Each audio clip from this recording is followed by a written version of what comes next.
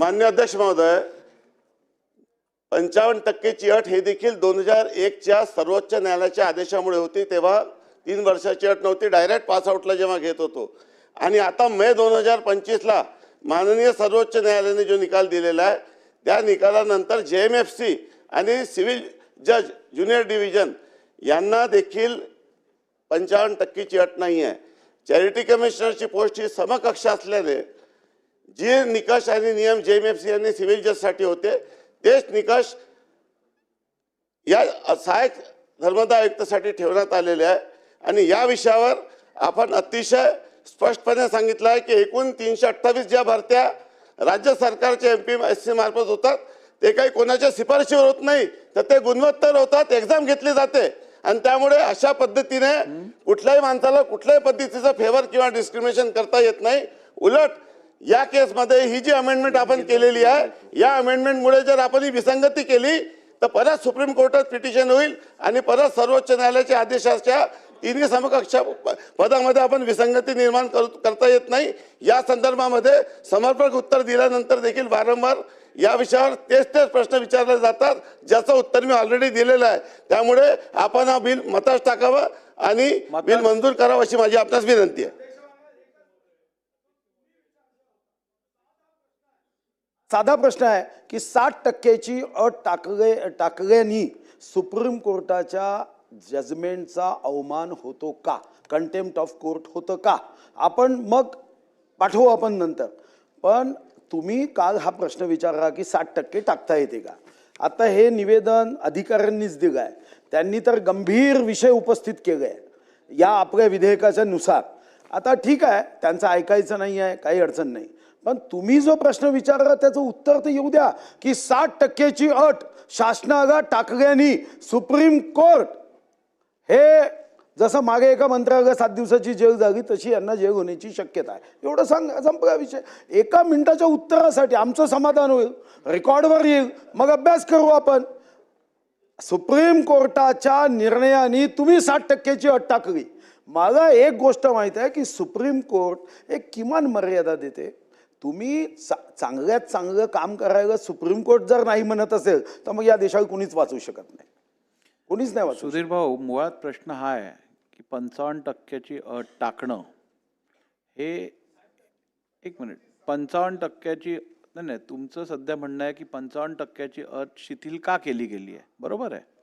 आता शिथिल करण्यासाठी शासनाने कारणं सांगितलेली आहेत, त्यामुळे परत 55 ठेवणं अथवा ते 60वर वाढवणं हे हितात आहे की नाही या संदर्भात आता सभागृहात चर्चा चालू आहे, त्यावरती शासनाने आपलं उत्तर दिलेलं आहे।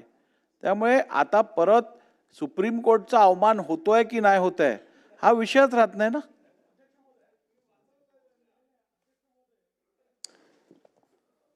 राज्यमंत्री महोदयांनी खूप स्पष्ट सांगितलेलं आहे, याच्यात काही कन्फ्युजनच नाही आहे, मेरिटवर कुठे कॉम्प्रोमाइजच नाही याच्यामध्ये। मुळात काय होतं, आपण जर बघितलं तर 4 पद्धतीने लोक यायचे।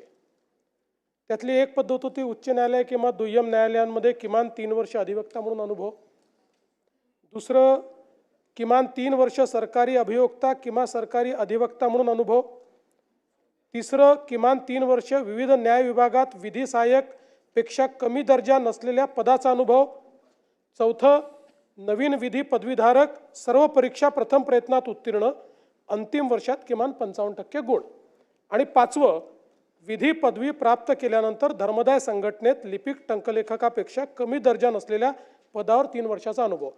अशा 5 पद्धतीने ह्या नियुक्त्या व्हायच्या। हे 5 कॅटेगरी होत्या।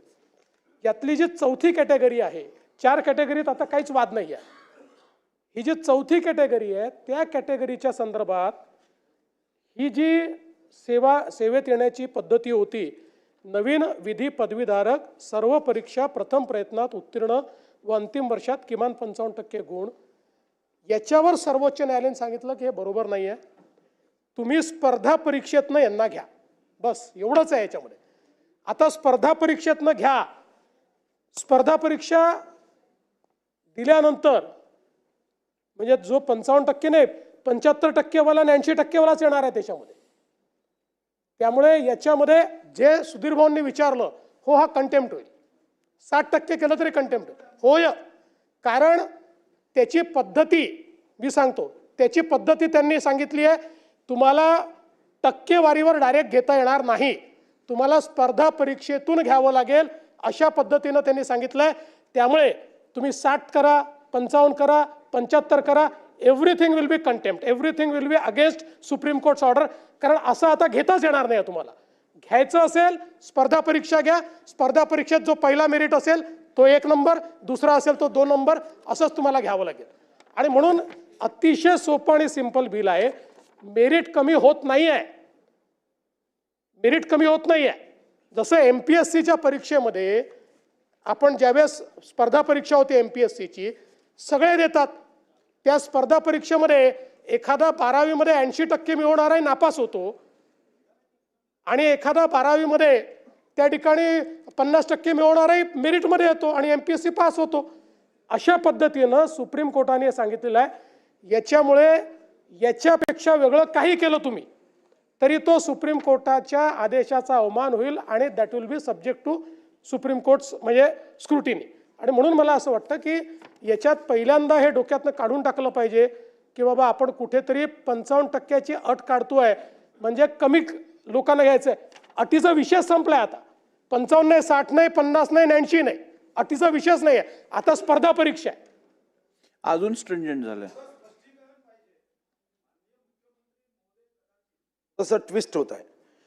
इथं स्पर्धा परीक्षा होणारच आहे, त्याच्याबद्दल कोणाचाच वाद नाही.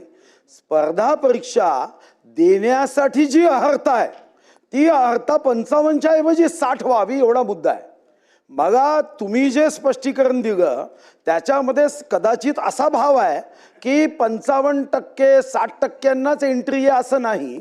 स्पर्धा परीक्षेची अर्हता आणि तुम्ही जे सांगत आहात तो जर नियम आजपासून आपण गृहीत राज्यातल्या सर्व परीक्षांना लावला तर यानंतर कोणतीही स्पर्धा परीक्षा असेल त्याच्यामध्ये 35% वागा सुद्धा अर्ज भरू शकेल असं साधारणतः सुतोवाच तुम्ही करताय आणि हे रेकॉर्डमध्ये राहील एवढीच माझी विनंती आहे.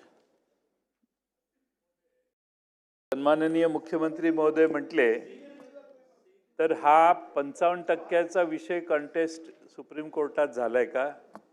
फक्त सुप्रीम कोर्ट असं म्हटलेलं असावं की किमान त्यांना 3 वर्षाचा अनुभव असणाऱ्यांनाच या परीक्षा करायला परवानगी द्या.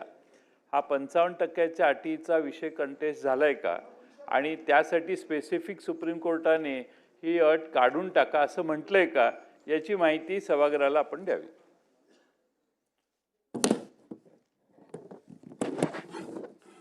सन्माननीय अध्यक्ष महोदय, मी अतिशय स्पष्टपणे पुन्हा 7व्यांदा हा खुलासा करतो. सेम शब्द सेम वर्ड.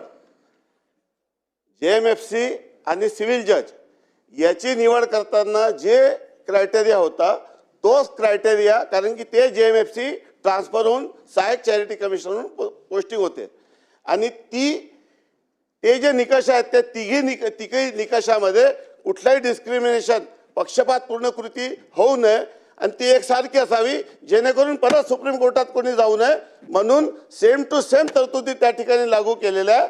आज मी आता अतिशय क्लिअरपणे परत सांगतो की सन्मान्य जयंत पाटील साहेब ज्या खात्याचे अनेक वर्ष मंत्री होते, सन्मान्य सुधीर भाऊ ज्या खात्यात तेवढ्या भरत्या झाल्या, एकाही भरतीमध्ये कट ऑफ नव्हतं. 100% कॉम्पिटिटिव्ह एक्झामनी मेरिटवर निवड झालेली आहे. त्यामुळे हा बिल मंजूर करावं अशी माझी विनंती आहे.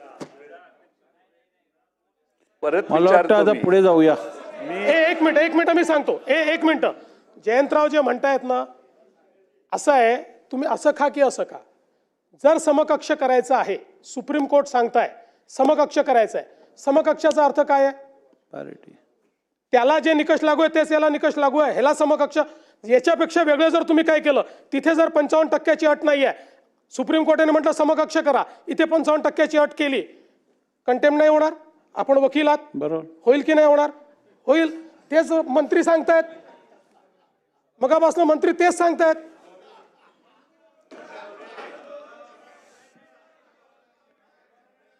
आमचं काय म्हणणं नाही, आमचं काही म्हणणं नाही. काही हरकत नाही. चला, पुढे जाऊया. माझा फक्त मुद्दा, माझी काही तक्रार नाही. तुम्हाला मेरिट कमी करायचं असेल तर हरकत नाही, पण माझा मुद्दा असा आहे की सुप्रीम कोर्टात ते कंटेस्ट झालेलं का नव्हतं, त्याला तुम्ही जयंत पाटील उत्तर साहेब. द्या. 55%. जयंत पाटील साहेब, साहेब हे कंटेस्ट झालंय ना. अल्टिमेटली अर्हतावर जेव्हा त्यांनी त्या ठिकाणी निर्णय दिला, अर्हता पाहूनच निर्णय दिला ना. ही अट जेव्हा काढतोय सुप्रीम कोर्टाच्या आदेशाने, सुप्रीम कोर्टाने अर्हता पाहिली ना.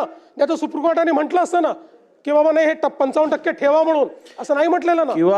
किंवा याचा दुसरा अर्थ असा होऊ शकतो की जर सुप्रीम कोर्टाला 55%ची अट ठेवायची असती तर त्यांनी असे आदेश दिले असते की सगळ्या परीक्षांमध्ये तुम्ही 55% ठेवा. पण तसं केलं नाहीये ना. चला, अध्यक्ष प्रश्न सभागृहाने एक मिनिट. प्रश्न असा आहे की सन 2025 चे विधानसभा विधेयक क्रमांक 95 महाराष्ट्र सार्वजनिक विश्वस्त व्यवस्था तिसरी सुधारणा विधेयक 2025 विचारात घ्यावे काय? अनुकूल असतील त्यांनी होय म्हणावे, प्रतिकूल असतील त्यांनी नाही म्हणावे. होयचे बहुमत आहे, होयचे बहुमत आहे. विधेयक विचारात घेण्यात येत आहे. आता विधेयक खंडशः विचारात घेण्यात येईल. खंड 2 खंड 1 संपूर्ण शीर्षक आणि हेतुवाक्य विधेयकाचे भाग समजण्यात यावेत. अनुकूल असतील त्यांनी होय म्हणावे, प्रतिकूल असतील त्यांनी नाही म्हणावे. होयचे बहुमत आहे, होयचे बहुमत आहे. खंड 2 खंड 1 संपूर्ण शीर्षक आणि हेतुवाक्य विधेयकाचे भाग झाले. प्रभारी मंत्री. महोदय, सन 2025 विधानसभा विधेयक क्रमांक 95 महाराष्ट्र सार्वजनिक विश्वास व्यवस्था तिसरी सुधारणा विधेयक 2025 संमत करावे असा मी आपल्या अनुमतीने प्रस्ताव मांडतो. प्रस्ताव असा आहे की सन 2025 विधानसभा विधेयक क्रमांक 95 महाराष्ट्र सार्वजनिक विश्वस्त व्यवस्था